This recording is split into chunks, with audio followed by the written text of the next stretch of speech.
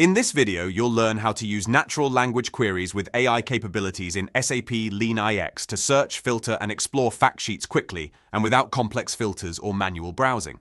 This feature is available if you have enabled AI capabilities for your workspace. To begin, in the inventory, click Add Filter with AI. Start by typing a question or instruction in everyday language.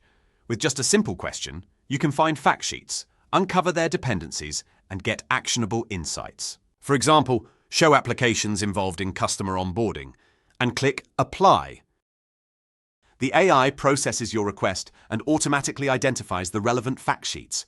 It examines attributes, dependencies, and any other data provided on the fact sheets to provide accurate results. You can combine multiple conditions in a single query.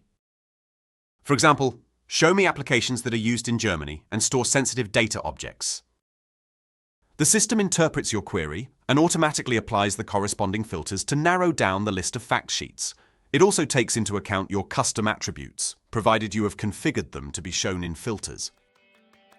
That's how you use natural language search to quickly explore your LeanIX inventory.